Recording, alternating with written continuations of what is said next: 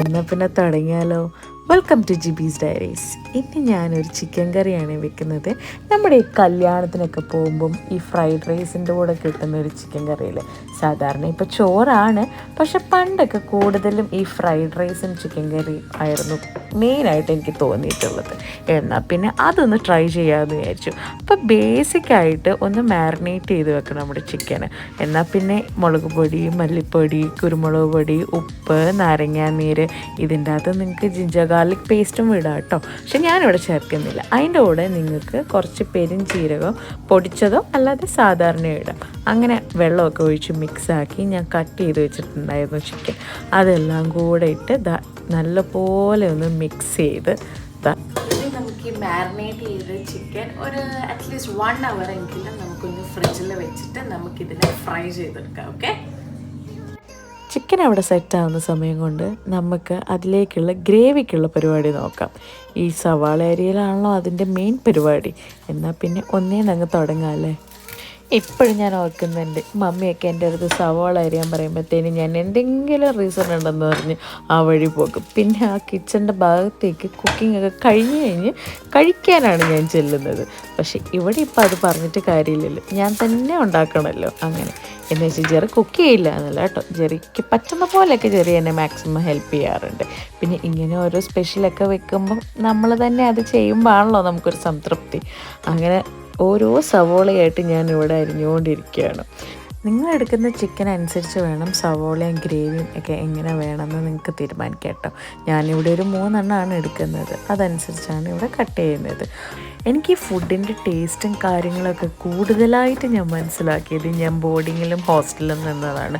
ഏകദേശം ഒരു 8-9 വർഷം ഞാൻ ഹോസ്റ്റലുകളിലൊക്കെ നിന്നിട്ടുണ്ട്. അവിടുന്ന് കിട്ടുന്ന ചിക്കൻ കറിയൊക്കെ വെള്ളം ഒരു സൈഡിൽ, ചിക്കൻ്റെ പീസ് തപ്പി നോക്കണം അതിൻ്റെ അകത്തൊക്കെ. അങ്ങനെയൊക്കെ ആയിരുന്നു ഞാൻ ജോലി ചെയ്തുകൊണ്ടിരുന്ന സമയത്തും ഹോസ്റ്റലിൽ നിന്ന്. അവിടുത്തെ അവസ്ഥ ഇതൊക്കെ തന്നെയായിരുന്നു. പക്ഷേ ആശ്വാസമുള്ളത് ഓഫീസിലെ എല്ലാവരുടെയും ഫുഡ് എനിക്ക് ടേസ്റ്റ് ചെയ്യാൻ പറ്റുമായിരുന്നു. ഞങ്ങളെല്ലാവരും കൂടി ഇരുന്നായിരുന്നു ഫുഡ് കഴിച്ചുകൊണ്ടിരുന്നത്. ആ സമയത്ത് എല്ലാവരുടെ വീട്ടിലത്തെ ഫുഡ് നമ്മൾ കഴിക്കുമ്പോഴത്തേനും ഒരു സ്പെഷ്യൽ ടേസ്റ്റ് ആണല്ലോ. ഞാൻ എൻ്റെ ഫുഡ് കൊണ്ടുപോകുന്നതൊക്കെ പകുതിയും ഒന്നെങ്കിൽ കളയും, അല്ലെങ്കിൽ അവിടെ സൈഡിൽ വെച്ച് ബാക്കിയുള്ളവരുടെ ഫുഡിലോട്ടായിരുന്നു എൻ്റെ താല്പര്യം. അതൊക്കെ ഒരു ടൈമല്ലേ. പിന്നെ ഈ തക്കാളി ഇതുപോലെ കുനുകുനാന്നരിയണം കേട്ടോ.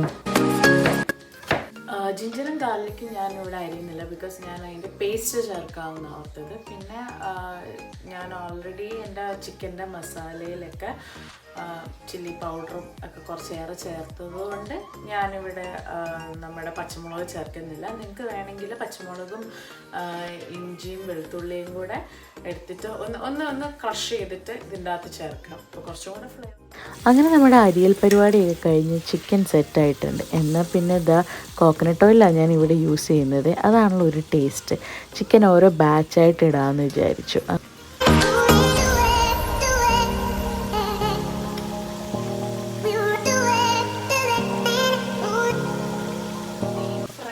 ആവണമെന്നില്ല, നിങ്ങൾക്ക് അത്രയും ഇഷ്ടമാണെങ്കിൽ വയ്ക്കാം. ഞാനൊന്ന് ഏകദേശം ഒന്ന് ഫ്രൈ ആകുമ്പോഴത്തേക്കിന് എടുക്കുക. ചിലവർ നല്ലോണം ഇട്ട് ഫ്രൈ ആക്കുമല്ലോ, അതും എനിക്കിഷ്ടമാണ്. ഞാൻ 2 സവാള ഞാൻ ആ സെയിം ഓയിലിൽ തന്നെ ആയിരുന്നു കേട്ടോ.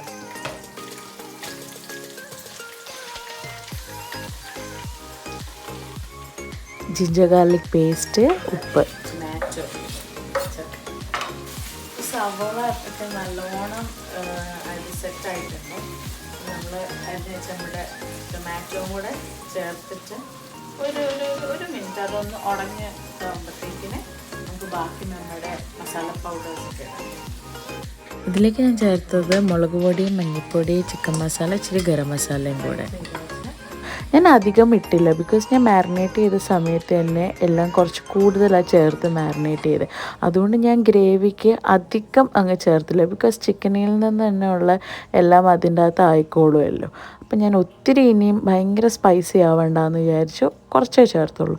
പിന്നെ ഇച്ചിരി ഒന്ന് ഗ്രേവി ആവാൻ വേണ്ടിയിട്ട് ഞാൻ ചൂടുവെള്ളം കുറച്ചൊന്ന് ഒഴിച്ച് ഒന്ന് സെറ്റ് ചെയ്യാൻ വെച്ചു. അങ്ങനെ നമ്മുടെ ചിക്കൻ ഇവിടെ സെറ്റ്. നിങ്ങളിത് ട്രൈ ചെയ്ത് നോക്കണം കേട്ടോ, സൂപ്പറാണ്. ഇനി മറ്റൊരു വീഡിയോ കാണാം. Bye bye.